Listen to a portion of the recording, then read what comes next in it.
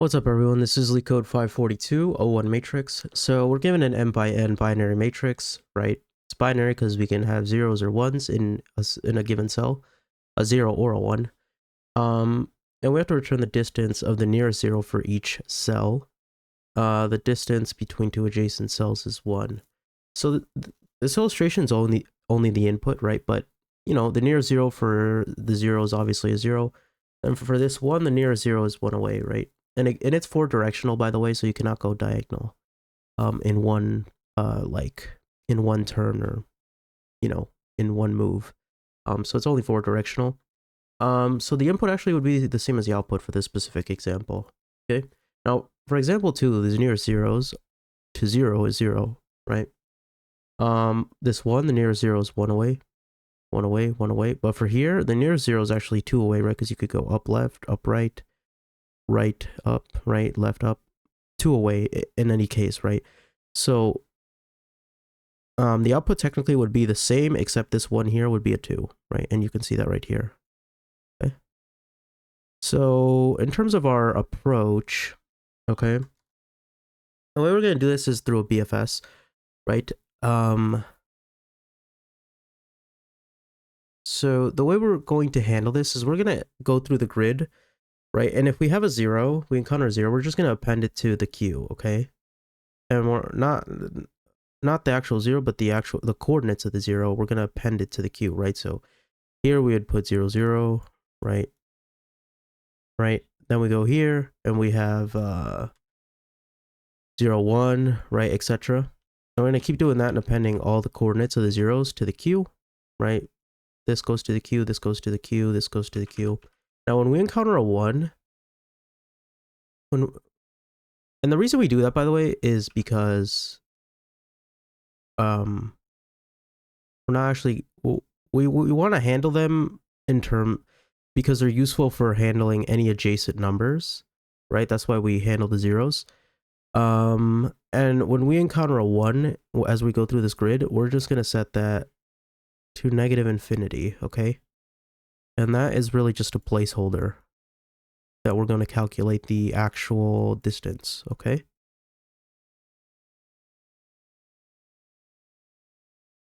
Like this, okay? And what we're going to do, once we do that, we put all the zeros in the queue and change all the ones to a -infinity.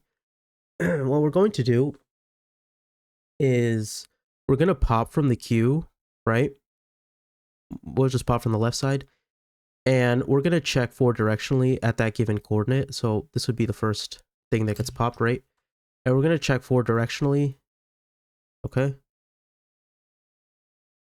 And for each of these directions, if we are, right, if we're in bounds and the number that we're looking at any of these directions is -infinity, okay, then what we're going to do is we're going to replace that -infinity with whatever number we popped plus 1, okay? Right? So in this case, none of these are 1, but let's say this was a 1, however, right? Just as an example. When we go here and we see that this would be -infinity, right? Because we would set it to -infinity because it wouldn't be 0. What we would do is we would replace it with 0 plus 1, and so the distance would actually be 1, which would make sense, right? That's what we would expect. We want to replace a given number that isn't 0, that's adjacent, to the specific number we pop plus 1 rather than 2, 0 plus 1, because let's say this was 1 and this was also a 1, right? If we go here and this is -infinity, then technically this should be 1 plus 1, so it'd be 2, right? Which would be what we want. Okay, I know it's a little bit of a long-winded explanation, but that's kind of the gist of what we're doing. Okay, so first of all, let's get the rows. Okay, so we're gonna get the rows, and we're gonna get the columns. Okay, nice. Now let's make our queue, and let's make our directions. Okay, so we're gonna go up, we're gonna go down, we're going to go to the right, and we're going to go to the left. Okay. Is that right? Yeah. Okay, now let's iterate through our grid. We're going to say for C in range columns. We're going to say if we encounter a 0, right, let's append that to our let's append the coordinates to our queue, okay? Else we're gonna set that if we don't encounter a 0, we're gonna set that specific cell to -infinity, okay? We're gonna say -infinity. Nice. Okay, now we need to append. So while we have a queue, or a pop from the queue, sorry, not append. Now we need to pop from a queue. So while we have something in the queue, right, we're gonna pop the row and the column, and we're gonna say queue dot pop left. And now let's do it for that coordinate we just popped. Let's go forward directionally from that specific spot. Okay, so we're gonna say for the direction row, direction column, right, in directions, right. I'm gonna say you can do it in a line like this, right? But I personally just I personally prefer it just showing it on individual lines like this, right? So you know, DC, let's column. I prefer showing it on individual lines like this. You can do it all on one line, but I will not do that just for simplicity's sake for teaching, right? So we're gonna say if we're in bounds for the row, right? And we're in bounds for the column,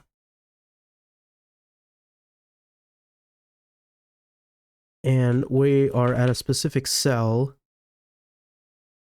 that is -infinity, right? So if we're going up, so when we pop from the queue and we're going up, down, left, or right, if we're in bounds and we're at a cell that's a -infinity, then that means we have to change that, right? So we would, first of all, append that to the queue, right? Because we want to look forward directionally from there as well.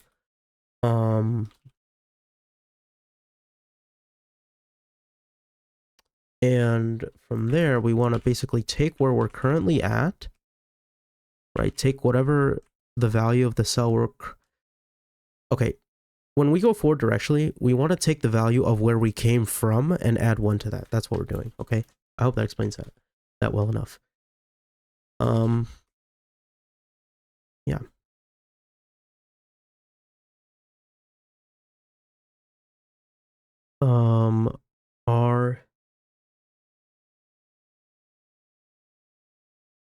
Oh, sorry, this should not be equals. Should be then. My mistake.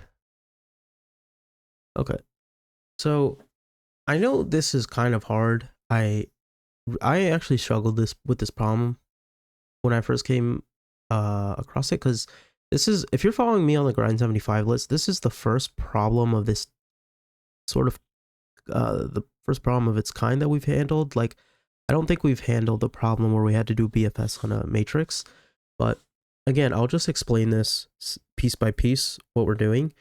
Like, I had to memorize the stats when I first did this problem, but now like I can actually intuitively understand how we're doing this. But essentially what we're doing, right, is we're going through this grid, and if we have a 0, append it to the grid, or append it to a queue, okay? And these negative, and if we have a number that's not 0, or rather, if it is 1, because it would never be anything other than 0 or 1, because it's a binary matrix, right? So the 0 is appended to a queue, the 1 set it to -infinity, okay? And then when we do all that for all the cells, we want to keep going through the queue until we run out. So, right, we're going to pop from the queue, right? So we pop this, the coordinates for this cell, and we want to go forward directionally, right? And if we encounter a number that is 0, then we do nothing. It doesn't matter, right? But if we encounter a number 4 directionally that is in bounds at negative infinity, then we want to append that to the queue because we want to look at that 4 directionally from that. And on top of that, we want to replace it by the value of where we came from plus 1, right? By the way, the reason we're appending it to our queue is because, like, let's say we're like here, right, at the 0, and we're going 4 directionally. When we hit this 1 here, well, actually, we would hit this 1 right here from this cell, I think. But when we're here and we hit this 1, the reason we want to change, right? Well, it would be negative infinity, not 1, right? But when we hit this cell here, that's negative infinity. The reason we want to append that to our matrix, or not to our matrix, sorry, to our queue, is because we want to make sure we handle this negative infinity here, right? So when we keep going through the queue, we're eventually gonna pop this coordinate here, which would be 1, and we would go here and we get negative infinity. So we would get the value where we're coming from plus 1. So we'd get 1 plus 1, and this would get set to 2, right? And you could see that's what we expect. Okay, so that's kind of how our algorithm works. I think I explained that okay, but you can ask questions. I'll be honest, like, I think this is one of those problems that is a little bit hard to understand the first time around. So just make sure you understand what each step is doing. It's really not a hard problem once you kind of get a little bit more familiar with it and understand it. And, you know, there are other matrix problems that we're going to do that we kind of use a similar approach. So don't feel too bad if this is a little bit hard to understand. It was for me, but I hope I explained that okay. But anyways, I mean, if you have any questions, just let me know. And I'll see you in the next one. Peace.